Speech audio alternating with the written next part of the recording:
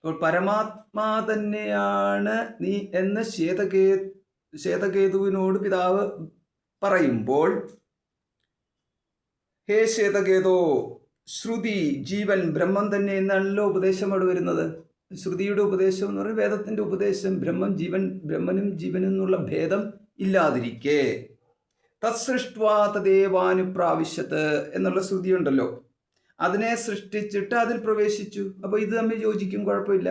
അതിനെ സൃഷ്ടിച്ചിട്ട്, അതായത് എന്തിനെയാണ് സൃഷ്ടിച്ചത് ഈ കാണുന്ന പ്രപഞ്ചത്തെയാണല്ലോ സൃഷ്ടിച്ചത്. അപ്പം പ്രപഞ്ചത്തെ സൃഷ്ടിച്ച്, അല്ലെങ്കിൽ കാര്യകാരണ രൂപമായിട്ടുള്ള ഈ ശരീരത്തെ സൃഷ്ടിച്ചിട്ട് അതിൽ പ്രവേശിച്ചു. ഇതിനെയൊക്കെ പറയുമ്പോഴും അവിടെ ബ്രഹ്മം തന്നെയാണ് ജീവാത്മാവായിട്ട് നിൽക്കുന്നത് എന്ന് നമുക്ക് കിട്ടുന്നു. അപ്പോൾ അത് കിട്ടുന്നിടത്തോളം കാലം ശ്രുതി പറഞ്ഞിരിക്കുന്ന കാര്യങ്ങൾ അതിനെ അംഗീകരിച്ചാൽ അവിടെ ആണ് ഈ ദോഷാരോപണം കൊണ്ടുവരുന്നത്. എന്താണ് ഇവിടുത്തെ ദോഷാരോപണം? അവനവന് തന്നെ ദോഷം ചെയ്യുന്ന ഒന്നായിട്ട് മാറി. ബ്രഹ്മത്തിൻ്റെ സൃഷ്ടിയാണ് ഇതെല്ലാം എന്നുണ്ടെങ്കിൽ ഹിതമാണല്ലോ എല്ലാത്തിനും ചെയ്യേണ്ടത്. അതായത്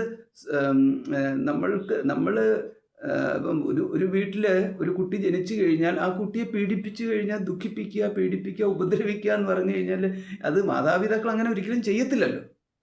മാതാപിതാക്കളുടെ സ്ഥാനത്ത് നിന്ന് നോക്കുമ്പോൾ, അതേമാതിരി സൃഷ്ടാവിൻ്റെ സ്ഥാനത്ത് നിന്ന് നോക്കിക്കഴിയുമ്പോഴും ജീവാത്മാക്കളെ ഇങ്ങനെ ഈ ദുരിതത്തിലൂടെ കടത്തിവിടാൻ പാടില്ലല്ലോ. അപ്പോൾ അത് ശരിയല്ല. ഇങ്ങനെയാണ് ഇതിൻ്റെ പോകുന്നത്. തത്സൃഷ്ട്വാ തദേവാനുപ്രാവശ്യത്ത് ഇങ്ങനെയെല്ലാം പറയുന്നുണ്ടല്ലോ.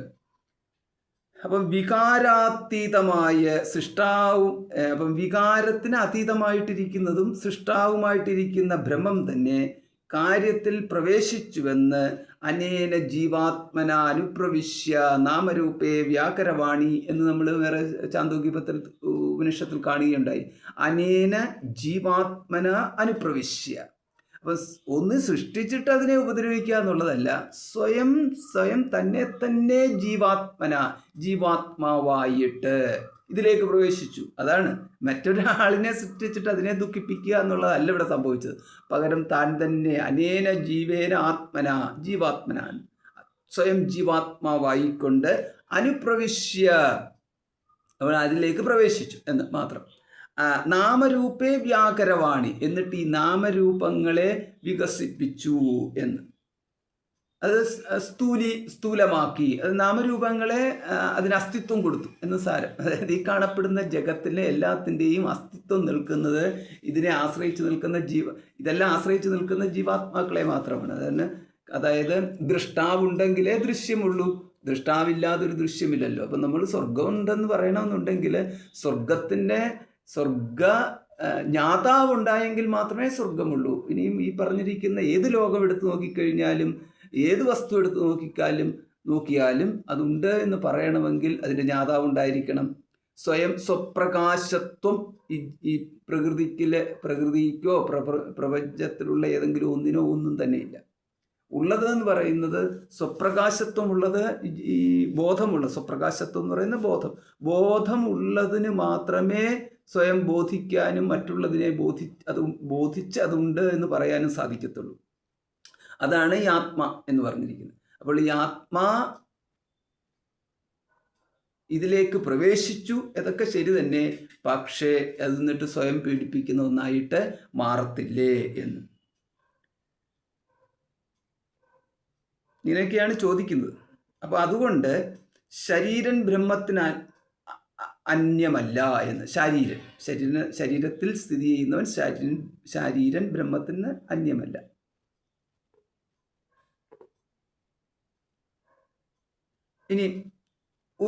ഇനി ജീവാത്മാവായിട്ട് പ്രവേശിച്ചു എന്ന് വിചാരിക്കുക. അതായത് ബ്രഹ്മം ജീവാത്മാവായിട്ട് മാറാൻ ഒരിക്കലും സാധ്യമല്ലല്ലോ. കാരണം ബ്രഹ്മത്തിൻ്റെ സ്വരൂപം അങ്ങനെയാണ് ഇരിക്കുന്നത്, സ്വയം തന്നെ മാറാൻ സാധിക്കത്തില്ല. പിന്നെ ജീവാത്മനാനുപ്രവിശ്യ എന്നുള്ളത് ഒരു പ്രയോഗം മാത്രം, അല്ലാതെ ശരിക്കും ജീവാത്മാവായിട്ട് മാറുക സാധ്യമല്ല. അപ്പം നമുക്ക് ആ ഒരു ചോദ്യം അങ്ങനെ അവിടെ നിൽക്കട്ടെ. പകരം ബ്രഹ്മം തന്നെ ഇവിടെ പ്രവേശിച്ചു. അപ്പം അങ്ങനെ പ്രവേശിച്ചു കഴിഞ്ഞാൽ ഇവിടെ ദുഃഖമുണ്ടാവണമെങ്കിൽ ഈ പരിമിതമായിട്ടുള്ള ശരീരാദികളെ ആശ്രയിച്ചിട്ട് മാത്രമേ ദുഃഖമുണ്ടാവത്തുള്ളൂ. ശരീരമുള്ളവനാണല്ലോ ശാരീരിക പീഡനം ഉണ്ടാകുന്നത്. അപ്പോൾ ശരീര സംബന്ധമായിട്ട് മാത്രമാണ് മറ്റ് സാമൂഹിക ബന്ധങ്ങളും ഉള്ളത്. ശരീരമില്ലാത്തവന് പിന്നെ സാമൂഹ്യ ബന്ധങ്ങളില്ലല്ലോ. സാമൂഹിക ബന്ധങ്ങളുടെ ഭാഗമാണല്ലോ ഈ ഭാര്യ ഭർത്തൃ ബന്ധം, പിതൃപുത്ര ബന്ധം തുടങ്ങിയിട്ടുള്ളതെല്ലാം സാമൂഹ്യപരമായിട്ടുള്ളതാണ്. അതായത് ശരീരസംബന്ധി ആയതിനു ശേഷം മാത്രമേ ഒരുവന് സാമൂഹ്യ ബന്ധങ്ങൾ ഉണ്ടാവത്തുള്ളൂ എന്ന്. കുടുംബ ബന്ധങ്ങളും സാമൂഹ്യ ബന്ധങ്ങളും എല്ലാം സാമൂഹ്യ ബന്ധങ്ങൾ തന്നെയാണ്. അപ്പോൾ ഇതെല്ലാം നിൽക്കുന്നത് ശരീരത്തിനെ ആശ്രയിച്ചിട്ടാണ്. സ്വയം ബ്രഹ്മം എങ്ങനെയാണ് പരിമിതമായിട്ടുള്ള ഈ ശരീരത്തിനെ ആശ്രയിക്കുന്നത് എന്നൊരു ചോദ്യം.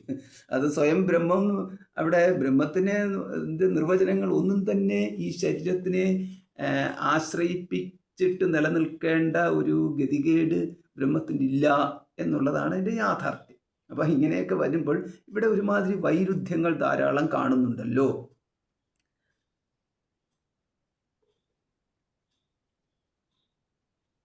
അപ്പം ഇങ്ങനെ വന്നു കഴിയുമ്പോൾ അതിന് സമാധാനം ഇപ്പം എന്ത് പറയും?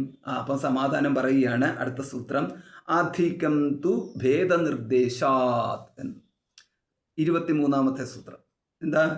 അധികം തു, അധികരിച്ച് എന്ന് പറയുമ്പോൾ അതീതമായിട്ട് എന്നുള്ള അർത്ഥത്തിൽ അധികമായിട്ട് എന്ന് പറയാം. അധികമായിട്ട് നിൽക്കുന്നതായിട്ട്, അതായിട്ടല്ല നിൽക്കുന്നത്, അധികമായിട്ട് നിൽക്കുന്നു. അപ്പോൾ അങ്ങനെ പറയുമ്പോൾ ജീവാത്മാവായിട്ട് നിൽക്കുന്നു എന്ന് പറയുന്നത് ഒന്ന്, പിന്നെ അധികമായിട്ട് നിൽക്കുന്നതായിട്ട് ബ്രഹ്മത്തെ വീണ്ടും പറയുന്നുണ്ട് എന്ന്. അതായത് രണ്ടെണ്ണത്തിനെ കുറിച്ച് ഇവിടെ പറയുന്നുണ്ടല്ലോ, പരമാത്മാക്കളെ കുറിച്ച് പറഞ്ഞു. അപ്പോൾ ഈ പരമാത്മാവിനെ കുറിച്ച് പറഞ്ഞിരിക്കുന്നതിനെയാണ് ഇവിടെ അധിക എന്ന ശബ്ദപ്രയോഗം നടത്തിയിരിക്കുന്നത്. അധികമായിട്ട്, അധികം തു ഭേദനിർദ്ദേശാത്, അത് പറഞ്ഞിരിക്കുന്നത് ഭേദമുണ്ട് എന്ന നിർദ്ദേശം അവിടെ നൽകിയിട്ടുണ്ട് എന്ന്.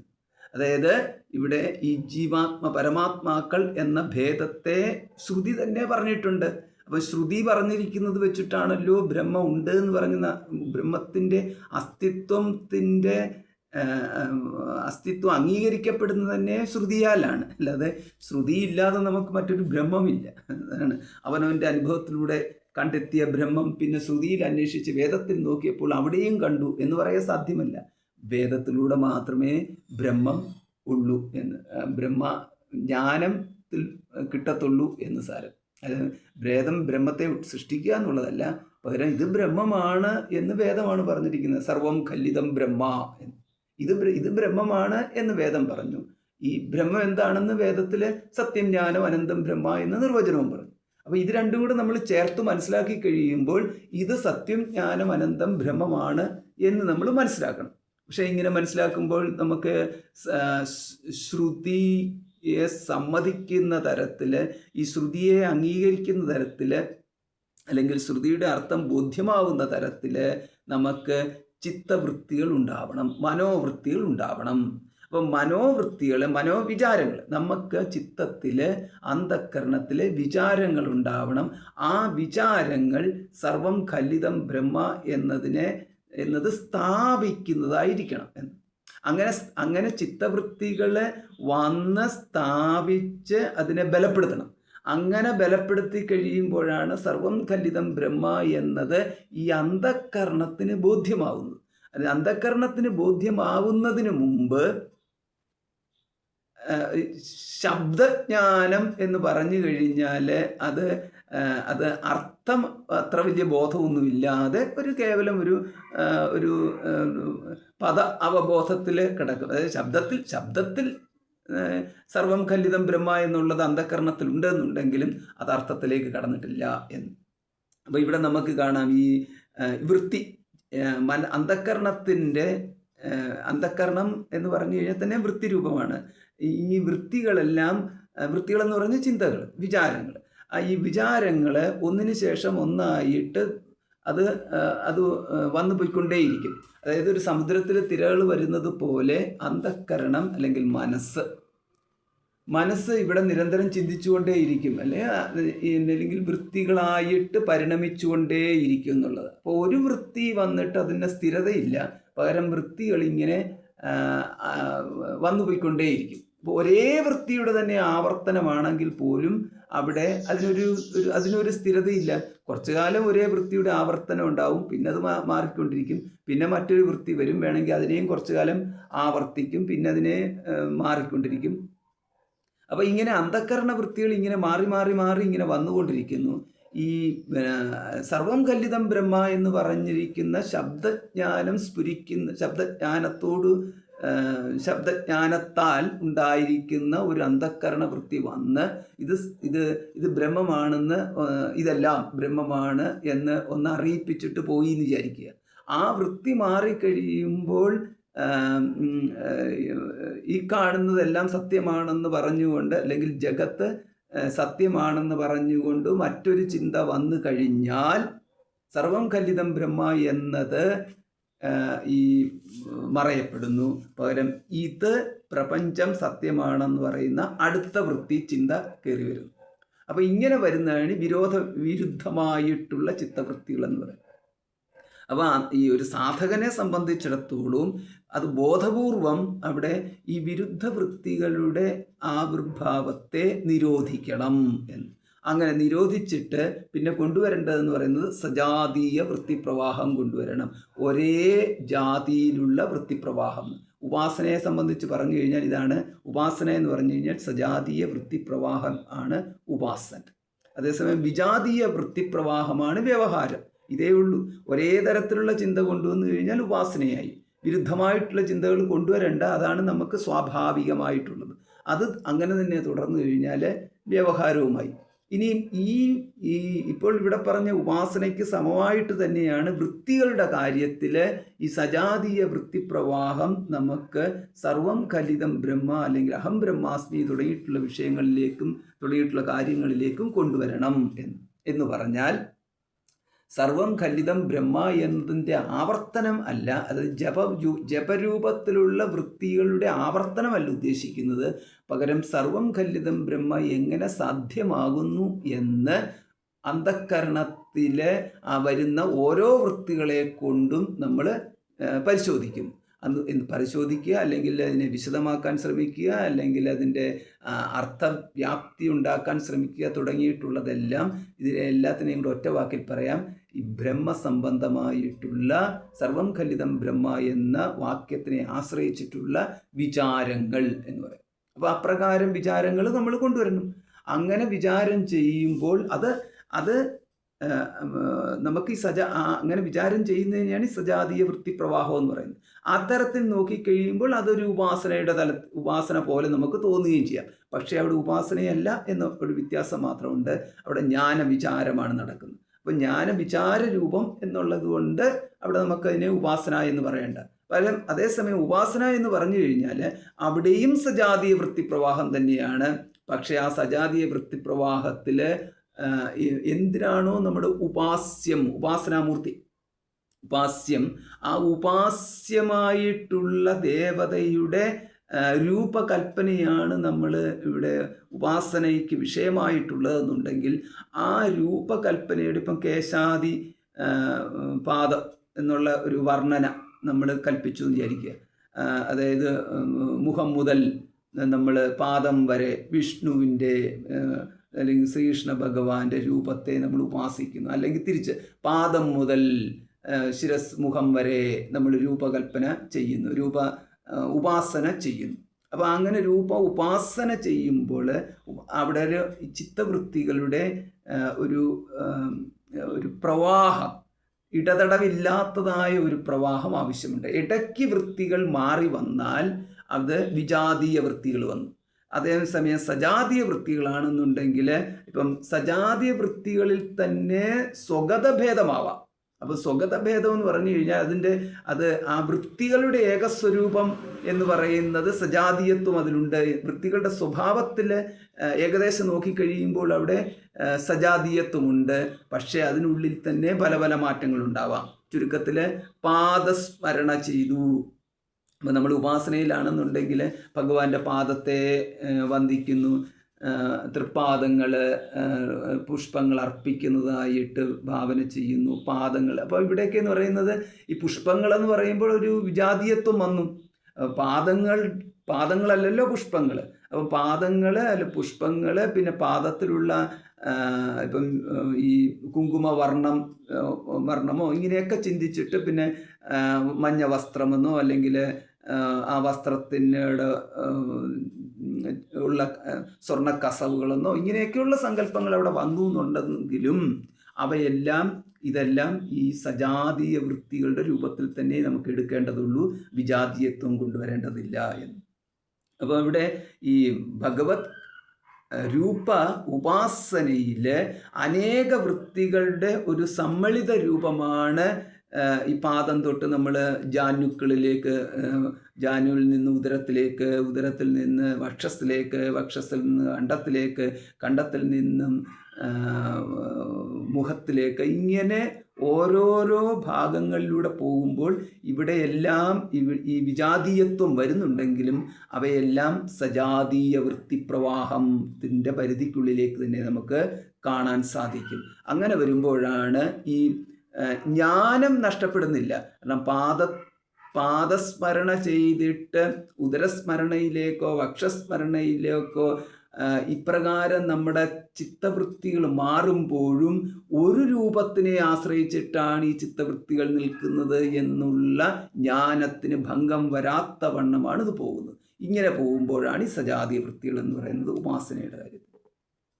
അപ്പോൾ ഇതിൻ്റെ ഇടയ്ക്ക് മറ്റേതെങ്കിലും ഒരു ചിന്ത വന്നാലോ, അങ്ങനെ ചിന്ത വന്നു കഴിഞ്ഞാൽ അവിടെ അതിനകത്ത് ഒരു വിജാതീയ വൃത്തി കടന്നു വന്നു എന്ന് സാരം. അപ്പോൾ അങ്ങനെ വിജാതീയ വൃത്തികൾ വന്നു കഴിയുമ്പോൾ അവിടെ ഉപാസന ഭംഗം വന്നു എന്ന് നമ്മൾ പറയേണ്ടതില്ല.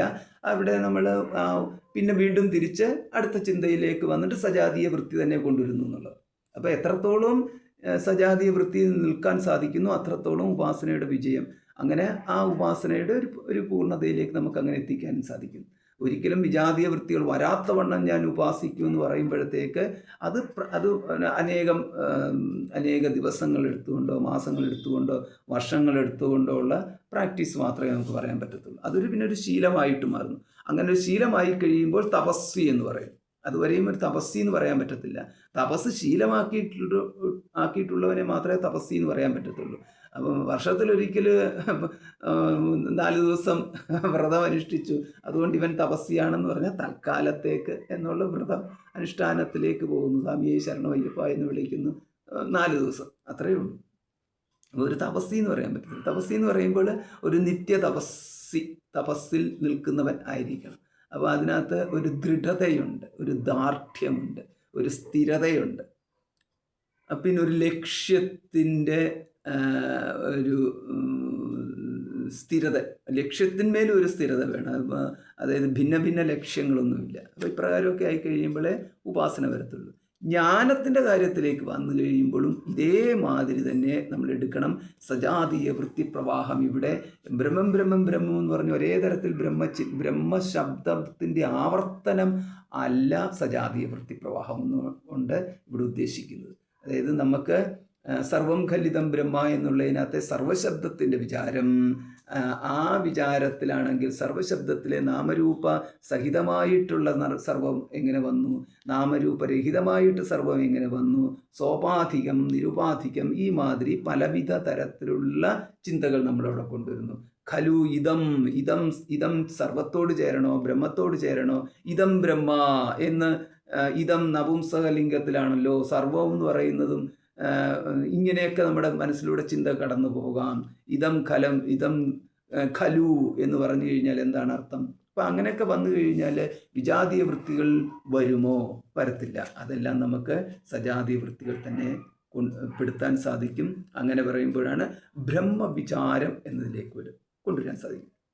അപ്പം അങ്ങനെ ബ്രഹ്മവിചാരം ചെയ്തിട്ട് ഒരുവൻ ബ്രഹ്മമായി എന്ന് വിചാരിക്കുക. അങ്ങനെ ബ്രഹ്മവിചാരം ചെയ്ത് കഴിയുമ്പോൾ അവിടെ ഈ അഹം ബ്രഹ്മാസ്മി എന്നുള്ളതിലേക്ക് കിട്ടുന്നു. അപ്പോൾ അങ്ങനെ വരുമ്പോൾ സർവം കലിതം ബ്രഹ്മ എന്നുള്ളത് അഹം ബ്രഹ്മാസ്മി എന്നതിലേക്ക് വരുന്നു. അപ്പോൾ അങ്ങനെ അഹം ബ്രഹ്മാസ്മി എന്നതിലേക്ക് വരുമ്പോഴാണെന്നുണ്ടെങ്കിലും ഇത് തന്നെയാണ് പ്രശ്നം. ആ പ്രശ്നം എന്ന് പറയുന്നത് ഇങ്ങനെ ചിന്തിച്ചു എന്നതുകൊണ്ട് ആ പഴയ ചോദ്യം മാറുന്നില്ല. ആ പഴയ ചോദ്യമുണ്ടല്ലോ, അപ്പോൾ അവനവന് തന്നെ ദോഷം ചെയ്യുന്ന തരത്തിൽ ഇത് ചെയ്തു കൂട്ടിയില്ലേ എന്ന്. അതായത് പ്രപഞ്ച സൃഷ്ടി നടത്തി, ആ സൃഷ്ടിക്കപ്പെട്ട പ്രപഞ്ചത്തിലേക്ക് പ്രവേശിച്ചു, എന്നിട്ട് സ്വയം അഹം ബ്രഹ്മാസ്മി എന്ന് ചിന്ത ചെയ്തിട്ട് ബ്രഹ്മമായിട്ട് മാറി. ഇങ്ങനെയൊക്കെ പറയുമ്പോൾ അവിടെ എന്തൊക്കെയോ ഒരു അപാകതയുണ്ടല്ലോ, അതൊന്നും ഇവിടെ ഞങ്ങൾക്ക് അംഗീകരിക്കാൻ പറ്റത്തില്ല എന്ന് പറയുമ്പോഴാണ് അധികം എന്നുള്ളത്. അധികം എന്ന് പറഞ്ഞു കഴിയുമ്പോൾ ഉപാസന ചെയ്ത് അല്ലെങ്കിൽ സജാതീയ വൃത്തിപ്രവാഹം കൊണ്ടുവന്നിട്ട് അവിടെ പരമാത്മാവായിട്ട് ഈ പറഞ്ഞ ജീവാത്മാവ് മാറ്റിക്കൊണ്ടുവരേണ്ട കാര്യമില്ല എന്ന്. അതെങ്ങനെയാണ്? ഒരിക്കൽ ജീവാത്മാവായി കഴിഞ്ഞാൽ പിന്നെ പരമാത്മാവ ഇല്ലാത്ത സ്വയം അനേന ജീവാത്മന അനുപ്രവിശ്യ എന്ന് പറഞ്ഞാൽ ആ പരബ്രഹ്മം ഇപ്പോൾ ജീവാത്മാവായിട്ട് പ്രവേശിച്ചു പോയല്ലോ. അപ്പം പിന്നെ ഇനിയിപ്പം പരബ്രഹ്മം ഇല്ലല്ലോ. ഇങ്ങനത്തെ ഇതാണ് ചോദ്യം കൊണ്ടുവരുന്നത്. എന്നിട്ട് പിന്നെ ഈ ബ്രഹ്മവിചാരം ചെയ്ത് സർവം ഖലിതം ബ്രഹ്മാഹം ബ്രഹ്മാസ്മി തുടങ്ങിയിട്ടുള്ള ബ്രഹ്മവിചാരം ചെയ്തിട്ട് വീണ്ടും തിരിച്ച് ബ്രഹ്മമായിട്ട് മാറിയാൽ പിന്നെ പ്രശ്നമില്ലല്ലോ. അപ്പോൾ ഇതെന്ന് പറഞ്ഞു കഴിഞ്ഞാൽ ഇപ്പം ഇങ്ങനെ തിരിച്ച് ബ്രഹ്മമായിട്ട് മാറാൻ ജീവാത്മാവായിട്ട് മാറുന്നതിന് മുമ്പേ വേദത്തിൽ മാറേണ്ട ഒരു വേദരൂപത്തിൽ ഈ ജ്ഞാനവും കൂടെ ഉണ്ടാക്കി വെച്ചതിന് ശേഷം ജീവാത്മാവായിട്ട് പോയി. അതായത് തിരിച്ചു വരാനുള്ള വഴി ഉണ്ടാക്കി വെച്ചിട്ട് ബ്രഹ്മം ജീവാത്മാവായിട്ട് പോയി. ഇങ്ങനെയൊക്കെ കടന്ന് ചിന്തിച്ച് കഴിഞ്ഞു കഴിഞ്ഞാൽ ഒരു നിവൃത്തിയുമില്ല. അവരോട് പറയാനുള്ളത് അങ്ങനെയല്ല എന്നുള്ളത്. അതായത് ഒരിക്കൽ ജീവാത്മാവായി പോയ ശേഷം അവനവന് തന്നെ, ഇപ്പം പിന്നെ ബ്രഹ്മമില്ലല്ലോ, അവനവന് തന്നെ തിരിച്ച് ബ്രഹ്മമായിട്ട് മാറാനുള്ള ഒരു ഉപായമായിട്ട് വേദരൂപത്തിൽ ഇതെല്ലാം പറഞ്ഞു വെച്ചിട്ട് ബ്രഹ്മം ജീവാത്മാവായി പോയി. അങ്ങനെയല്ല കാണേണ്ടത്. പിന്നെന്താ? അധികം തു ഭേദ നിർദ്ദേശാത്. അധികം എന്ന് പറഞ്ഞാൽ ഒരേപോലെ തന്നെ ദ്വാസുപർണാസയുജാസഖായ സമാനം വൃക്ഷം പരിഷസ്വജാതേ തയോരന്യഃ പിപ്പലം സാധ്വത്തി അനശ്നന്യോ അഭിചാകശീതി എന്ന മന്ത്രത്തിൽ അവിടെ രണ്ട് പക്ഷികളെക്കുറിച്ച്, പരമാത്മാക്കളെക്കുറിച്ച് വ്യക്തമായിട്ട് പറഞ്ഞിരിക്കുന്നു. അതായത് പരബ്രഹ്മം ജീവാത്മന അനുപ്രവിശ്യ എന്നുള്ളത് ഇവിടെ പറയുന്നുണ്ടെങ്കിൽ കൂടിയും പരമാത്മാ ജീവാത്മാവായിട്ടില്ല എന്ന് പറയുന്നതാണ് ദ്വാസുപർണ സയുജാസഖായ എന്നുള്ള മന്ത്രത്തിൽ കാണുന്നത്. ഛായാ തപോ ബ്രഹ്മവിദോ വദന്തി എന്ന് ഘടോപനിഷത്തിലുണ്ട്. അപ്പം ഛായയും ആതപവും എന്ന പോലെ അവിടെ അപ്രകാരമുള്ള ഒന്നാണ് പറയുന്നത്. നിഴലും വെളിച്ചവും പോലെ എന്ന്. അപ്പോൾ ഇങ്ങനെ വന്നു കഴിയുമ്പോൾ അവിടെ നമുക്ക് അപ്പം ജീവാത്മാവായിട്ട് പ്രവേശിച്ചു എന്നുള്ളത് അതെങ്ങനെ ശരിയാവും? ഇപ്പോൾ ഇവിടെ പറയുന്നത് അപ്പോൾ ഇതിൻ്റെ ഒരു പകുതി ജീവാത്മാവായിട്ടോ ഒരംശം ജീവാത്മാവായിട്ടോ എങ്ങനെയാണിത് മാറിയത്? ബ്രഹ്മത്തിൻ്റെ ഒരംശം, ബ്രഹ്മം തന്നിൽ നിന്ന് തന്നെ ഒരംശത്തെ എടുത്ത് ജീവാത്മാവായിട്ട്, ഒരണുവിനെ എടുത്ത് ജീവാത്മാവായിട്ട് അതിൽ പ്രവേശിപ്പിക്കാൻ അനുവദിച്ചു എന്ന്. അപ്പം തന്നെ ഒരംശം ഈ ജീവാത്മാവായിട്ട് മാറിക്കഴിഞ്ഞാൽ അംശി ഭേദമുണ്ടാവും. അംശി ഭേദമുണ്ടായിക്കഴിഞ്ഞാൽ അനന്തത്വത്തിന് വിഘാതം വരും. സ്വയം അനന്തമെന്ന് പറയുകയും അതിനകത്തുനിന്ന് ഒരംശം മാറിപ്പോയി കഴിഞ്ഞാൽ പിന്നീട് ആ അംശം നഷ്ടപ്പെട്ട അനന്തത്വമേ പറയാൻ പറ്റത്തുള്ളൂ. അംശം നഷ്ടപ്പെട്ട അനന്തത്വം പിന്നെ അനന്തത്വമില്ല. പിന്നെ അതെന്തൊരു അനന്തത്വമാണ്? ഒരംശം പോയില്ലേ, അത് പോയി കഴിഞ്ഞാൽ പിന്നെ ഒരനന്തത്വം ഇല്ല. അനന്തത്വം അവിടെ ഒരു അല്പം നഷ്ടപ്പെട്ട ഒരു വലുത് എന്ന് പിന്നെ പറയാൻ പറ്റത്തുള്ളൂ. അതും ദോഷമാണ്. കാരണം ബ്രഹ്മത്തിനെ കുറിച്ച് പറയുന്നത് അനന്തം എന്നുള്ളത്, അനന്തം ബ്രഹ്മ എന്നാണ് പറഞ്ഞിരിക്കുന്നത്. അപ്പോൾ ആ അനന്തം ബ്രഹ്മ ഏകമേവ അദ്വിതീയം ബ്രഹ്മ, ഈ മാതിരിയുള്ള ശബ്ദങ്ങളൊക്കെ ഉണ്ടല്ലോ. അപ്പോൾ ഈ ശബ്ദങ്ങളിലൂടെയൊക്കെ എന്ന് പറയുന്നത് നേഹനാനാസ്തി കിഞ്ചന, ഒരു നാനാ ന ഇഹ അസ്തി, നാനാ പലത് എന്ന് പറയുന്നത് ഒന്നില്ലാത്ത ഏകം എന്നുള്ളത് എല്ലായിടത്തും നമുക്കും കാണാം. ഏകം സത് വിപ്രാ ബഹുധാ വദന്തി, സത്ത് ഏകമാണ്, വിപ്രാഹ ബഹുധാ വദന്തി, വിപ്രന്മാർ പലതരത്തിൽ പറയുന്നു. അപ്പോൾ ഇപ്രകാരമെല്ലാം ബ്രഹ്മത്തിൻ്റെ ഏകത്വം കാണിക്കുന്നുണ്ട്, നാനാത്വം കാണിക്കുന്നില്ല എന്ന്. സാവയവത്വവും കാണിക്കുന്നില്ല എന്ന്. സാവയവത്വം എന്ന് പറയുമ്പോൾ അനേക അവയവങ്ങളോട് കൂടിയിട്ടുള്ളതും കാണിക്കുന്നില്ല, നിരവയവത്വമാണുള്ളത്. അംശി ഭേദവും സാധ്യമല്ല. ഒരംശം ജീവാത്മാവായിട്ട് പോയി എന്ന് പറയുകയും സാധ്യമല്ല. ഈ മാതിരിയുള്ള പ്രശ്നങ്ങളൊക്കെ നമുക്ക് അപ്പോൾ അതിനെ അഭിമുഖീകരിക്കേണ്ടി വരുന്നു. അപ്പം ബ്രഹ്മജ്ഞാനത്തിൽ ഈ മാതിരിയുള്ള പ്രശ്നങ്ങൾ അഭിമുഖീകരിക്കേണ്ടി വരുമ്പോൾ അവിടെ നമ്മൾ ഏതെല്ലാം വിചാരങ്ങൾ സ്വീകരിക്കുന്നുവോ അതെല്ലാം ഉപാസനയ്ക്ക് സമമാണ്. അതെല്ലാം ഇപ്പം ഈ നാരായണനാമം ജപിക്കുന്നതിന് തുല്യമാണ്. കാരണം സത്തിനെക്കുറിച്ച്, സദ്ബ്രഹ്മത്തെക്കുറിച്ച്, സദ്ബ്രഹ്മപ്രാപ്തിക്ക് വേണ്ടിയിട്ട് ഏത് തരത്തിലുള്ള വിചാരങ്ങൾ കൊണ്ടുവന്നു കഴിഞ്ഞാലും ആ വിചാരത്തിൻ്റെ സ്വഭാവം സജാതീയമാണോ വിജാതീയമാണോ എന്ന് നമ്മളവിടെ നോക്കേണ്ടതില്ല. ഇതെല്ലാം ലക്ഷ്യം എന്ന് പറയുന്നത് ബ്രഹ്മപ്രാപ്തി, ബ്രഹ്മജ്ഞാനം, ബ്രഹ്മാവബോധം ലഭിക്കാൻ വേണ്ടിയിട്ടുള്ളതാകയാൽ ഇവയെല്ലാം തന്നെ പുണ്യഫലപ്രദമാണ്. അവയെല്ലാം തന്നെ പുണ്യത്തെയും കൊണ്ടുവരുന്നു, ജ്ഞാനത്തെയും കൊണ്ടുവരുന്നു എന്നുള്ളത്. അതുകൊണ്ട് ബ്രഹ്മജ്ഞാന വിചാരം കൊണ്ട് നമുക്ക് ജ്ഞാനമേ കിട്ടത്തുള്ളൂ, പുണ്യം കിട്ടത്തില്ല എന്ന് വിചാരിക്കരുത്. ഉപാസന കൊണ്ട് പുണ്യം കിട്ടും, ബ്രഹ്മജ്ഞാന വിചാരം കൊണ്ട് പുണ്യം കിട്ടത്തില്ല എന്ന് വിചാരിക്കരുത്. ബ്രഹ്മജ്ഞാന വിചാരം കൊണ്ട് ആ വിചാരം എന്ന് പറയുന്നത് ബ്രഹ്മത്തെക്കുറിച്ചാകിയാൽ പുണ്യസ്വരൂപമാണത്. അതുകൊണ്ട് അതിൻ്റെ വകയായിട്ട് പുണ്യം വേണ്ട വിധത്തിൽ വന്നോളും. അതുകൊണ്ടാണ് ബ്രഹ്മവിചാരം ചെയ്യുന്ന ഒരാൾക്ക് അവർക്ക് ചക്രവർത്തി സ്ഥാനം പോലത്തെ സ്ഥാനങ്ങളൊക്കെയാണ് അവർക്ക് കിട്ടുന്നതെന്നാണ്. അവർക്കൊന്നും ഒരു അങ്ങനെയുള്ള ഒരു സാധകർക്കും ഒരു തരത്തിലുള്ള ദുരിതവും ഒരു ദുഃഖവും ഒരു കാലത്തും ഉണ്ടാവത്തില്ല എന്നുള്ളത്. അത് പിന്നെ ഓരോരോ കാലഘട്ടത്തിൽ അവർക്ക് അനുഭവിക്കേണ്ട യോഗം വരുന്ന സന്ദർഭത്തിൽ അവർ മാത്രം വിചാരിച്ചാൽ പോരല്ലോ, അവരുടെ കൂട്ടത്തിലുള്ളവരുടെയും പുണ്യത്തിൻ്റെയൊക്കെ ബലത്തിനെ ആശ്രയിച്ചിട്ട് അവർക്ക് ഈ പുണ്യം അനുഭവിക്കുക, അവർക്കൂടെ പുണ്യം, അവരങ്ങനെ ആരെങ്കിലും ഉണ്ടെങ്കിൽ അവർക്കൂടെ പുണ്യം കിട്ടുന്ന തരത്തിൽ മറ്റവരുടെ കർമ്മഫലവും കൂടെ ചേരുന്ന സമയത്തിൽ ഇതൊക്കെ അവർക്ക് ഈ ഐശ്വര്യ സമൃദ്ധിയായിട്ട് തെളിഞ്ഞു വരുന്നു എന്ന് മാത്രമേ ഉള്ളൂ. ഈ ബ്രഹ്മജ്ഞാനിയെ സംബന്ധിച്ചിടത്തോളം അവിടെ പുണ്യവും പാപവും എന്ന് പറയുന്നത് ഒന്നുമില്ല. മറ്റുള്ളവരുടെ ദൃഷ്ടിയിൽ അവർക്ക് ഈ എന്താണ് പുണ്യത്തിൻ്റെ ഭാഗഭാക്കുക്കളാവാൻ യോഗ്യതയുണ്ട് എന്നുണ്ടെങ്കിൽ അവരെ ആശ്രയിച്ചിട്ട് ഈ മഹാത്മാവിൻ്റെ പുണ്യം ഇവർക്ക് വന്നു ചേരുന്നു. ഈ മാതിരിയുള്ള പ്രയോഗങ്ങളൊക്കെ നമ്മൾക്ക് തത്വബോധം ടെക്സ്റ്റിൻ്റെ അവസാനത്തിൽ നമുക്കത് കാണാൻ സാധിക്കും. അപ്പോൾ ഇങ്ങനെയൊക്കെയാണ് ഇത് പോകുന്നത്. അപ്പോൾ അധികം എന്ന് പറയുമ്പോൾ ഇവിടെ നമുക്ക് സൃഷ്ടാവ് അല്ലെങ്കിൽ ഈശ്വരന് വ്യത്യസ്തനായിട്ട് തന്നെ ഭേദനിർദ്ദേശം കൊടുത്തിട്ടുണ്ട് എന്ന്. അപ്പോൾ അധികം എന്ന് പറയുന്നത് ഈശ്വരനെ കുറിച്ച്, ഈശ്വരൻ വ്യത്യസ്തനാണ് എന്നുള്ളത് അവിടെ ശ്രുതിയിൽ കൊടുത്തിട്ടുണ്ട്. അങ്ങനെ ഉള്ളത് കൊണ്ടാണ്, ഇപ്പോൾ സൃഷ്ടാവ് എന്ന് പറയുന്നത് പരബ്രഹ്മം തന്നെ എടുക്കാം, അങ്ങനെ ഉള്ളത് കൊണ്ടാണ് ഈ ജീവാത്മാവിനോട് ഉപദേശം കൊടുത്തിരിക്കുന്നത്.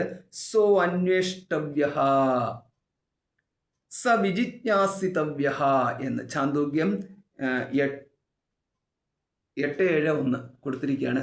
സോ സഹ അന്വേഷ്ടവ്യ, അവനെ അന്വേഷിക്കേണ്ടതായിരിക്കുന്നു. സ വിജിജ്ഞാസിതവ്യ, അവനെക്കുറിച്ച് ജ്ഞാനവിചാരം അവനെ ചെയ്യേണ്ടതാകുന്നു, അവനെക്കുറിച്ച് അറിയേണ്ടതാകുന്നു എന്ന്. അല്ലെങ്കിൽ അവനെക്കുറിച്ച് അവൻ അന്വേഷണത്തിന് വിധേയനാക്കപ്പെടേണ്ടവനാകുന്നു എന്ന് പറഞ്ഞു കഴിഞ്ഞാൽ അവിടെ ഈ അന്വേഷിക്കുന്നവനും അന്വേഷ്യവുമായിട്ട് രണ്ടിനെക്കുറിച്ച് പറഞ്ഞിരിക്കുന്നു. പരമാത്മാവിനെ നേടേണ്ടതാണ്, അറിയേണ്ടതാണ്, അന്വേഷിക്കേണ്ടതാണ്. ഇപ്രകാരം സാത്മാ ദ്രഷ്ടവ്യ, ശ്രോതവ്യ, മന്തവ്യ, നിധിധ്യാസിതവ്യ ഇപ്രകാരം പറഞ്ഞിട്ടുണ്ട്. അപ്പോൾ അപ്രകാരം പറയുമ്പോൾ ഈ അനേന ജീവാത്മന അനുപ്രവിശ്യ എന്ന് പറഞ്ഞിട്ട് സ്വയം ജീവാത്മത്വത്തിലേക്ക് പോവുകയും പിന്നീട് പരമാത്മത്വം ഇല്ലാതിരിക്കുകയും ചെയ്തു കഴിഞ്ഞാൽ ആത്മാവാരെ ദ്രഷ്ടവ്യ, ശ്രോതവ്യ, മന്തവ്യ, നിധിധ്യാസിതവ്യ എന്ന് പറഞ്ഞതിനകത്ത് പ്രശ്നം വരും. അതേമാതിരി അന്വേഷ്ടവ്യ, വിജിജ്ഞാസിതവ്യ എന്ന് പറഞ്ഞതിനകത്തും പ്രശ്നം വരും എന്ന്. അതിന് പകരം എന്ന് പറഞ്ഞു കഴിഞ്ഞാൽ സ്വയം തന്നെ പരിണമിപ്പിക്കൂ എന്ന് പറയേണ്ടതായിട്ട് വരും. അവനെ സഹ അന്വേഷ്ടവ്യ എന്ന് പറയുന്നതിന് പകരം അവിടെ പിന്നെ സഹ ഇല്ലല്ലോ. അവനെ എന്ന് പറയുമ്പോൾ പരമാത്മാവിനെയാണ്. അപ്പോൾ പരമാത്മാവിനെ അന്വേഷിക്കണമെന്ന് പറയാൻ പറ്റത്തില്ല. പിന്നെ സ്വയം തന്നെ തന്നെ പരിണമിപ്പിക്കൂ എന്ന് ശ്രുതി പറയേണ്ടി വരും. പക്ഷെ അങ്ങനെയല്ലല്ലോ ശ്രുതി പറയുന്നത്. ശ്രുതി പറയുന്നത് ഒരിക്കൽ ജീവാത്മത്വം ലേക്ക് പോയി കഴിഞ്ഞാൽ പരമാത്മത്വം ഇല്ലാതായി പോകുന്നു എന്നല്ല ശ്രുതി പറയുന്നത്. ശ്രുതി പറയുന്നത് പരമാത്മത്വം ഒരിക്കലും ഇല്ലാതാവുന്നില്ല എന്ന്. ജീവാത്മത്വം എന്ന് പറയുന്നത് ഒരു പ്രതീതിയാണ്, അത് വന്നു പോകുന്നതാണ് എന്ന്. അപ്പം ജീവാത്മത്വമാണ് ഇവിടെ അസ്ഥിരമായിട്ടുള്ളത്, പരമാത്മത്വമല്ല. അതുകൊണ്ട് ഈ അനേന ജീവാത്മന അനുപ്രവിശ്യ, ജീവനാത്മന അനുപ്രവിശ്യ എന്നുള്ളത് അത് ഒരു ഭോക്താവിന് ഭോക്താവിനോടുള്ള ഉപദേശമായിട്ട് മാത്രമേ എടുക്കേണ്ടതുള്ളൂ. കാരണം ദുഃഖിയായിട്ടുള്ള ഭോക്താവിൻ്റെ അടുത്ത് പറയുകയാണ്, ദുഃഖിയായിട്ടുള്ള ഭോക്താവ് ഉണ്ടായത് അത് വേറൊന്നിൽ നിന്നല്ല, പകരം ബ്രഹ്മം തന്നെയാണ് ഭോക്താവായിട്ട് വന്നത്. ഇപ്രകാരം ഭോക്താവിനെ പറഞ്ഞു ബോധിപ്പിച്ച് സ്വരൂപാവധാരണം കൊടുക്കാൻ വേണ്ടിയിട്ടാണ് അത് പറഞ്ഞത്. അല്ലാതെ ജീവാത്മാവിൻ്റെ അസ്തിത്വം ശ്രുതിയാൽ സമ്മതിച്ചിരിക്കുന്നു എന്ന് സ്ഥാപിക്കാൻ വേണ്ടിയിട്ട് അല്ല എന്ന്. ജീവാത്മാവിൻ്റെ അസ്തിത്വം ശ്രുതി സമ്മതിക്കേണ്ട കാര്യമില്ല, അതെല്ലാവർക്കും അറിയാവുന്നൊരു കാര്യമാണ്. അവനവനുണ്ട് എന്നുള്ളതും അവനവൻ ജനന മരണങ്ങൾക്ക് വിധേയരായിട്ടുള്ളതാണെന്നും അവനവൻ്റെ സുഖദുഃഖങ്ങൾക്ക് കാരണം കർമ്മം കൊണ്ടാണെന്നും ചിലത് വിധി കൊണ്ടാണെന്നും ചിലത് എങ്ങനെയാണ് വന്നു ചേരുന്നതെന്ന് അറിയാതെയുള്ള അനിശ്ചിതത്വം ഉണ്ടെന്നുള്ളതൊക്കെ സാധാരണ എല്ലാവർക്കും അറിയാവുന്നതാണ്. ഞാനൊരുപാട് പ്രാർത്ഥിച്ചു, പക്ഷേ എനിക്ക് ഈ ദുരിതം വന്നു ചേർന്നല്ലോ. ഞാൻ ഒരുപാട് ഉത്കൃഷ്ടമായിട്ടുള്ള കാര്യങ്ങളെല്ലാം ചെയ്തിട്ടുണ്ട്, എന്നിട്ടും എനിക്ക് ദുരിതമൊക്കെ വന്നു ചേർന്നല്ലോ, ഇങ്ങനെയെല്ലാം പറയും. പക്ഷെ നമ്മളൊന്ന് ആലോചിച്ച് നോക്കിക്കഴിഞ്ഞാൽ രാമായണത്തിലും കാണാം, ഇപ്പം എല്ലാ കഥകളിലും പുരാണങ്ങളും ഇതിഹാസങ്ങളും ഒക്കെ എന്ന് പറയുന്നത് അർത്ഥ കൽപ്പനകളായിട്ടൊക്കെയാണ് പറഞ്ഞിരിക്കുന്നത്. അപ്പോൾ അവിടെയൊക്കെ നമുക്ക് കാണാം. ഇപ്പോൾ ശ്രീരാമചന്ദ്രൻ്റെ സീതാദേവി ഇത്തരത്തോളം ദുരിതം അനുഭവിച്ച ദേവിയെ കുറിച്ചൊന്ന് ആലോചിച്ച് നോക്കിക്കേ. ഭർത്താവിനാൽ ഉപേക്ഷിക്കപ്പെട്ടു, അതും വെറുതെ ഉപേക്ഷിക്കപ്പെട്ടതല്ല. അതായത് ഗർഭിണിയായിട്ടുള്ള സീതയാണ് ഉപേക്ഷിച്ചിരിക്കുന്നത്. ഗർഭിണിയായിട്ടുള്ള സീതയെ ഉപേക്ഷിക്കാൻ കാരണമെന്ന് പറയുന്നത് പരപുരുഷ സംബന്ധം ആരോപിക്കപ്പെട്ടു എന്നുള്ളതാണ്. അങ്ങനെ പരപുരുഷ സംബന്ധം ആരോപിക്കപ്പെട്ടു എന്ന് പറയുന്നത് കുട്ടിയെക്കുറിച്ചുള്ള സംശയത്തിലാണ് ഉപേക്ഷിക്കപ്പെട്ടത്, അതാണ് അതിൻ്റെ വാസ്തവം. എന്നിട്ട് പിന്നെ ഈ സീത അനുഭവിച്ചിടത്തോളം ദുരിതം വേറെ ആരനുഭവിച്ചു? പറയുമ്പോൾ രാമൻ്റെ പത്നിയാണ്, ജനകൻ്റെ പുത്രിയാണ്, മഹാരാജ്ഞി ആണ്. പറയുമ്പോൾ നമുക്ക് ചിരിച്ചുകൊണ്ട് പറയാൻ പറ്റത്തില്ല, അതേസമയം കരയേണ്ട കാര്യവുമില്ല. കാരണം അത് ഒരു ദിവ്യലീലകളായിട്ട് നമുക്ക് പറയാൻ പറ്റും. പക്ഷേ എന്ന് പറഞ്ഞു കഴിഞ്ഞാൽ ഇതാണ്, അവിടെ ഇഷ്ടമില്ലാത്തടത്ത് പോയിട്ട് വസിക്കേണ്ടി വന്നു, ദുരിതം മുഴുവൻ കാട്ടിൽ 14 വർഷം കഴിയേണ്ടി വന്നു, എന്തെല്ലാം ദുരിതത്തിലൂടെയാണ് കടന്നുപോയത്. പിന്നെയെന്ന് പറയുന്നത് അപവാദം കേട്ടു എന്നുള്ളതാണ്. പക്ഷേ കൂടെ നിൽക്കുമെന്ന് വിചാരിച്ചിരിക്കുന്ന രാമൻ കൂടെ നിന്നില്ല, രാമനെ ഉപേക്ഷിച്ചു. പിന്നെ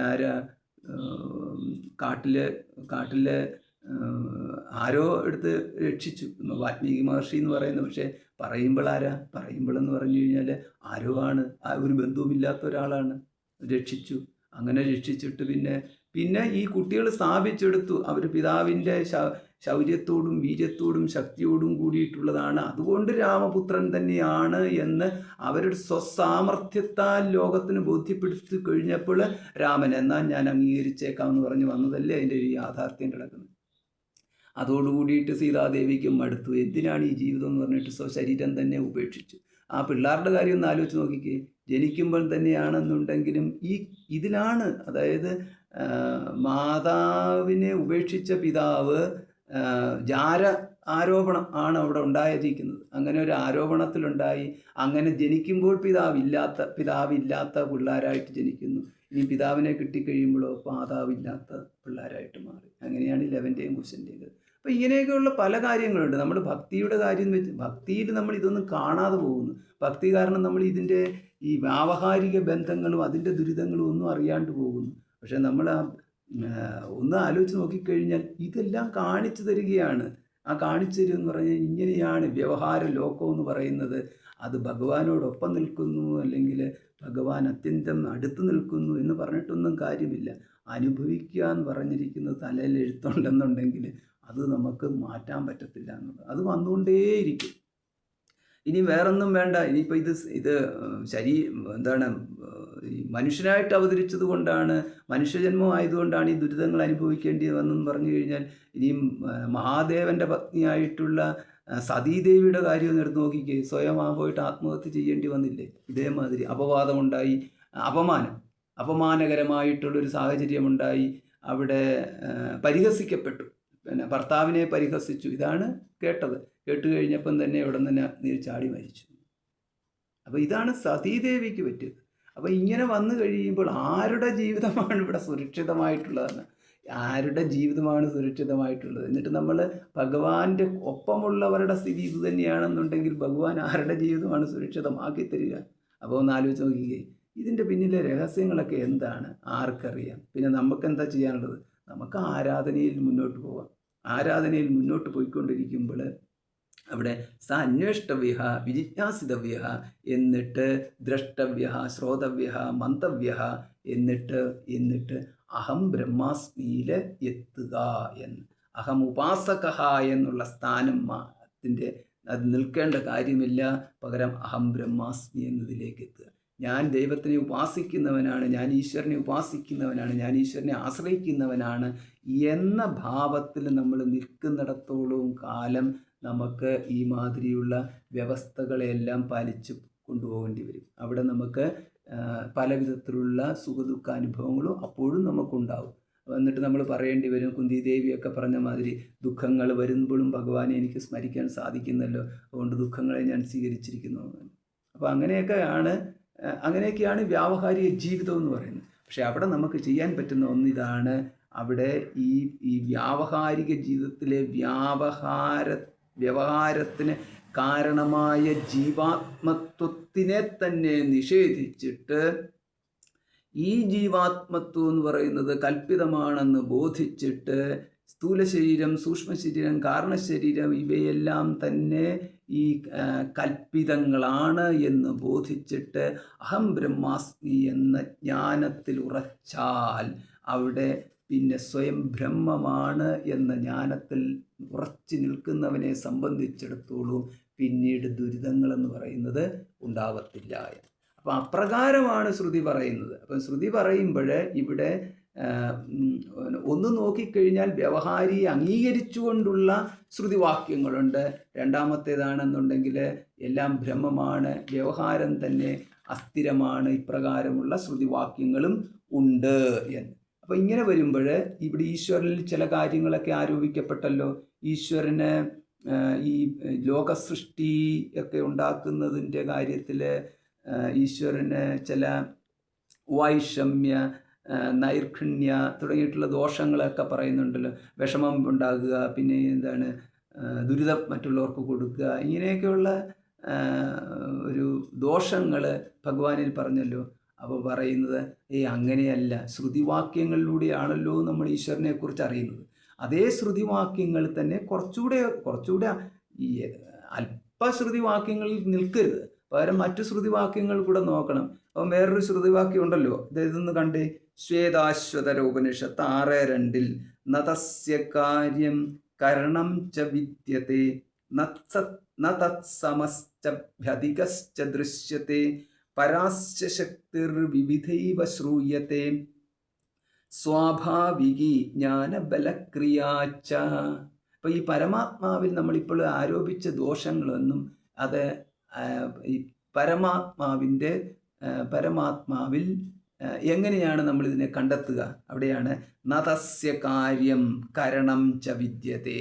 തസ്യ പരമാത്മനഃ, അതായത് ബ്രഹ്മത്തിന് കാര്യമില്ല എന്നും കാരണമില്ല എന്നും പറഞ്ഞിരിക്കുന്നു. അപ്പം കാര്യകരണ സംഘാതം എന്ന് പറയുന്നത് ഈ നമ്മുടെ സ്ഥൂല ശരീരവും സൂക്ഷ്മ ശരീരവും കാരണശരീരവും കൂടെ ചേർന്നിരിക്കുന്ന ആ ഒരു ഗ്രൂപ്പിനെയാണ് പറയുന്നത് കാര്യകരണ സംഘാതം എന്ന് പറയുന്നത്. അപ്പോൾ എന്ന് പറഞ്ഞാൽ ശരീരവുമായി, ഇന്ദ്രിയങ്ങളുമായി, മനസ്സ്, ബുദ്ധി എല്ലാം കൂടെ ചേർന്നതാണ് കാര്യകരണ സംഘാതം. അപ്പോൾ ഈ കാര്യകരണ സംഘാതത്തിൻ്റെ നിഷേധമാണ് ഈ ഒന്നാമത്തെ വരി കൊടുത്തിരിക്കുന്നത്. നതസ്യ കാര്യം കരണം ച വിദ്യതേ എന്ന്. കാര്യവുമില്ല കരണവുമില്ല എന്ന് പറഞ്ഞിരിക്കുന്നു. അപ്പം നമുക്ക് ഈ പരമാത്മാ തന്നെയാണ് ജീവാത്മാ എന്നതിലേക്ക് നമ്മൾ ഇപ്പം ജീവാത്മാവിന് ഈ പരമാത്മാവബോധം ഉണ്ടാവണമെങ്കിൽ ജീവാത്മാവ് തൻ്റേതല്ലാത്തതായിട്ടുള്ള കാര്യകരണങ്ങളെ അതിക്രമിച്ച് കടന്നു പോകും. അങ്ങനെ അതിക്രമിച്ച് കടന്നു പോകുന്ന വിദ്യയാണ് നമുക്ക് സ്ഥൂല ശരീര നിരാസം, സൂക്ഷ്മ ശരീര നിരാസം, കാരണശരീര നിരാസം, ഇങ്ങനെ ത്രിശരീര നിരാസങ്ങൾ, പിന്നെ പഞ്ചകോശ വിവേകങ്ങൾ, അന്നമയകോശ നിരാസം, പ്രാണമയകോശ നിരാസം. ഇതെല്ലാം നമ്മൾ ഇതെന്തിനാണ് അന്നമയകോശം പഠിക്കുന്നത്? അന്നമയകോശം പഠിച്ചിട്ട് ഈ ന അന്നമയകോശോഹം എന്നുള്ളതാണ്. അപ്പോൾ കോശസ്ഥൻ അല്ലെങ്കിൽ കോശമോ ഞാനല്ല എന്ന്. കോശസ്ഥൻ എന്നുള്ളത് തൽക്കാലത്തെ ഒരു സ്ഥിതിയാണ്. അതിൽ നിന്ന് മാറി പ്രാണമയത്തിലേക്ക് പ്രവേശിച്ചു കഴിയുമ്പോൾ പിന്നീട് ഇതെൻ്റെ അന്നമയകോശമാണ് എന്ന് പറയാൻ അവിടെ അന്നമയകോശം തന്നോട് കൂടി ചേർക്കപ്പെട്ടതായിട്ട് കാണപ്പെടുന്നില്ല. അത് വിട്ടു. എന്നിട്ടാണ് പ്രാണമയകോശത്തിലേക്ക് കടക്കുന്നത്. എന്നിട്ട് പ്രാണമയകോശം എന്താണെന്നുള്ളതിനെക്കുറിച്ച് നല്ലതുപോലെ വിചാരം ചെയ്ത് എന്തൊക്കെ അതിനുള്ളിൽ പെടുമെന്ന് അറിഞ്ഞിട്ട് എന്നിട്ട് അതിനെ അതിക്രമിക്കുന്നു എന്നാണ്. അപ്പോൾ എന്നിട്ട് അതിക്രമിച്ചിട്ട് പ്രാണമയകോശാദതിക്രമിച്ചിട്ട് ഇങ്ങനെ ഓരോന്ന് ഏതം പ്രാണമയം ആത്മാനമുപസംക്രമ്യ ഏതം മനോമയം ആത്മാനമുപസംക്രമ്യ, ഇങ്ങനെ മനോമയ കോശത്തിനെ അതിക്രമിച്ച് വിജ്ഞാനമയ കോശത്തിനെ അതിക്രമിച്ച് എന്ന് പറഞ്ഞു കഴിഞ്ഞാൽ അവയെ ഉപേക്ഷിച്ചു എന്നർത്ഥം. ജ്ഞാനത്താൽ അവയുമായിട്ടുള്ള സംബന്ധം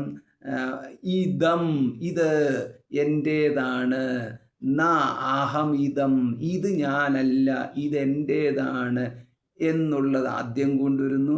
അതിനുശേഷം ഇതെൻ്റേതല്ല എന്നുള്ളതാണ്. ഇതാരുടേതാണ്? ഇത് പ്രകൃതിയുടേതാണ്. അന്നമയകോശം പൃഥ്വി, അന്നരൂപമായ പൃഥ്വിയുടെ ഭാഗമാണ്. എന്നിട്ട് പ്രാണമയകോശം, പ്രാണൻ വായുവികാരമാണ് പ്രാണൻ. അപ്പം ഇത് എന്നോടൊപ്പമാണ്, പിന്നീട് ഇത് എൻ്റേതാണ് എന്ന രീതിയിൽ ഞാൻ എടുത്തു എന്ന് മാത്രമേ ഉള്ളൂ. ഇപ്പോൾ വിചാരം ചെയ്തു കഴിയുമ്പോൾ മനസ്സിലാക്കുന്നത് വായുവികാരം വായുവിൻ്റേതാണ്, എൻ്റേതല്ല എന്ന് മനസ്സിലാക്കി. പിന്നെ തൽക്കാലത്തേക്ക് ഞാനും വായുവും തമ്മിലുള്ള ഒരു ബന്ധം ആരോ സ്ഥാപിച്ചു തന്നത്, ഈശ്വരൻ സ്ഥാപിച്ചു തന്നു, ഇത്രയേ ഉള്ളൂ. അപ്പോൾ ഈശ്വരനെ നമ്മളവിടെ കൊണ്ടുവരുന്നു. ഇങ്ങനെ നമുക്ക് സ്വയം സ്ഥാപിക്കാൻ സാധ്യമാകാത്ത ബന്ധങ്ങളെ സ്ഥാപിച്ചു നൽകുന്നത് ഈശ്വരൻ എന്ന്. സ്വയം നമുക്ക് നമ്മെ തന്നെ സൃഷ്ടിക്കാൻ സാധ്യമല്ല. ഞാൻ എന്നെ തന്നെ അങ്ങോട്ട് സൃഷ്ടിക്കുന്നു എന്ന് പറഞ്ഞിട്ട് ഒരു കുട്ടി ഇവിടെ ഉണ്ടാകുന്നില്ലല്ലോ. എന്ന് പറഞ്ഞു കഴിഞ്ഞാൽ ശൂന്യത്തിൽ നിന്ന് സൃഷ്ടികളൊന്നും ഉണ്ടാകുന്നില്ലല്ലോ.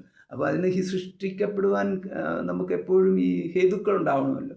അപ്പോൾ അവിടെ ആത്യന്തിക ഹേതു ഈശ്വരനായിട്ട് എടുത്തിരിക്കുന്നു, സംബന്ധം വരുത്തുന്നത് ഈശ്വരനായിട്ടിരിക്കുന്നു. അങ്ങനെ സർവ്വ ആൾക്കാരുടെയും സംബന്ധം ഈശ്വരൻ വരുത്തുമോ എന്നുള്ളതാണ്.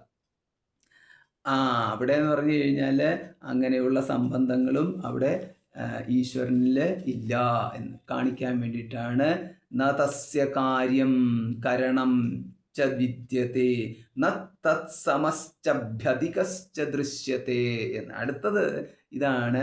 അതായത് ഈ ബ്രഹ്മത്തിന് ഇവിടെ ഈശ്വരനും ബ്രഹ്മം എന്ന് പറയുന്നത് ഒരേ അർത്ഥത്തിൽ തന്നെയാണ് പറയുന്നത്. അർത്ഥവ്യത്യാസമൊന്നുമില്ല. പല സന്ദർഭത്തിൽ അർത്ഥവ്യത്യാസങ്ങളുണ്ടെങ്കിലും ഈ ബ്രഹ്മം എടുത്താൽ മതി. അപ്പം ബ്രഹ്മത്തിന് സമഹ, ബ്രഹ്മത്തിന് സമമായിട്ടൊന്നുമില്ല. അഭ്യധികുതസ്ന അധികശ്ച ദൃശ്യത്തെ, അധികമായിട്ടും ഇല്ല എന്ന്. പിന്നെയോ പരാസ്യ ശക്തിർ വിവിധൈഹ ശ്രൂയത്തെ, ഇതാണ് നമ്മളുടെ വിഷയം. അതായത് നമുക്ക് പ്രശ്നമായിട്ട് നിൽക്കുന്നത് ഈ ഒന്നാണ്. പരാസ്യ ശക്തിർ വിവിധൈവ ദൃശ്യത്തെ ശ്രൂയത്തെ എന്ന്. ഇവൻ്റെ ശക്തികൾ അസ്യ പരാശക്തി, ഇവൻ്റെ പരാശക്തി വിവിധൈവ ശ്രൂയത്തെ, പലതരത്തിൽ അത് കേൾക്കപ്പെടുന്നു, പറയപ്പെടുന്നു എന്ന്. സ്വാഭാവികി ജ്ഞാന ബലക്രിയാച്ച, ജ്ഞാനം, ബലം, ക്രിയ, ഈ തരത്തിലുള്ള ശക്തിയായിട്ട് ഇവൻ്റെ സ്വാഭാവിക ശക്തികൾ അറിയപ്പെടുന്നു. അപ്പോൾ ഇതിനകത്ത് ഈ കാര്യം കാരണം എന്നുള്ള രീതിയിലുള്ള വ്യത്യാസങ്ങളൊന്നുമില്ല, ഇവന് സുഗമമായിട്ടും ഒന്നുമില്ല, ഇതിനധികമായിട്ടും ഒന്നുമില്ല, മറ്റൊന്നില്ലാത്ത ഏകസ്വരൂപമാണെന്ന് പറഞ്ഞ ശേഷം പിന്നീട് ഇവിടെ ഈ ജ്ഞാനം, ബലം, ക്രിയം തുടങ്ങിയിട്ടുള്ള സൃഷ്ടിക്ക് വേണ്ടിയ ജ്ഞാനം, സൃഷ്ടിക്ക് വേണ്ടിയ ബലം, സൃഷ്ടിക്ക് വേണ്ടുന്ന ക്രിയ, ഇതൊക്കെയാണല്ലോ പറയുന്നത്. ഇതാണ് ജ്ഞാനം, ബലം, ക്രിയ എന്ന് പറയുന്നത്. അപ്പോൾ ഇത് അല്ലാതെ വേറെ എവിടെ കാണിക്കാനാണ്? സൃഷ്ടിയിൽ അല്ലാതെ ജ്ഞാനം കാണിക്കേണ്ട വേറെ സ്ഥലമില്ല, ബലം കാണിക്കേണ്ട വേറെ സ്ഥലമില്ല, ക്രിയ കാണിക്കേണ്ട വേറെ സ്ഥലവുമില്ല. അതെന്ന് പറഞ്ഞു കഴിഞ്ഞാൽ അഗ്നിയുടെ സൃഷ്ടി, ഭൂമിയുടെ സൃഷ്ടി, പിന്നെ ഇതെല്ലാം ഉണ്ടായെങ്കിൽ മാത്രമല്ല പിന്നെ ജീവജാലങ്ങളുണ്ട്. അപ്പോൾ ഇവരുടെ എല്ലാം സൃഷ്ടിയിലാണ് ഈ കാണിക്കുന്ന ബലമൊക്കെ ഉള്ളത്. അപ്പോൾ ഇതൊക്കെ എന്താണെന്ന്, ഇതെന്ന് പറയുന്നത് പരാശക്തി. ഇതിനെയാണ് ഇവൻ്റെ പരാശക്തി എന്ന് പറയുന്നു. അപ്പോൾ ഇവൻ്റെ പരാശക്തി എന്ന് പറഞ്ഞു കഴിഞ്ഞാൽ അത് ശ്രുതി അങ്ങനെ ഒരു ശക്തിയെ സമ്മതിച്ചിരിക്കുന്നു എന്ന് സാരം.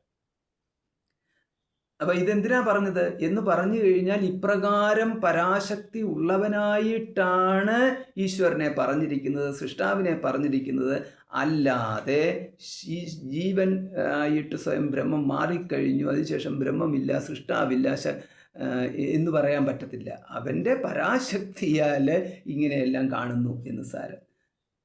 എന്ന് മാത്രമല്ല, ഇപ്രകാരമുള്ള ശക്തി മതി സൃഷ്ടിക്ക് എന്നാണ് അടുത്ത സൂത്രം കൂടെ പറയുന്നത്. അതായത് ഇവിടെ ഈ ഇവൻ്റെ ഈ സൃഷ്ടിക്ക് വേണ്ടിയിട്ട് സ്വയം ബ്രഹ്മം ചേതനമായിരിക്കെ അചേതനത്തിനെ കൊണ്ടുവരാൻ മറ്റെന്തെങ്കിലും വേണമല്ലോ, ഇങ്ങനെയും കൂടെ ആരോപണം അതിൽ തന്നെയുണ്ട്. സ്വയം ദുരിതം അനുഭവിക്കാൻ വേണ്ടിയിട്ട് ബ്രഹ്മം ജീവാത്മാവാകണമെങ്കിൽ ജീവാത്മത്വത്തിന് അനുപ്രവേശിക്കുവാൻ വേണ്ടിയിട്ട് ഈ സ്ഥൂല സൂക്ഷ്മ കാരണ ശരീരങ്ങളുടെ ഒക്കെ ആയിട്ടുള്ള ഈ പ്രകൃതി വേണമല്ലോ. അപ്പോൾ അങ്ങനെ വരുമ്പോൾ എന്തോ ഒന്ന് എവിടെ നിന്നോ കൊണ്ടുവന്നിട്ടുണ്ടാക്കണമല്ലോ, ഒരു മാറ്റം വരുത്തണം.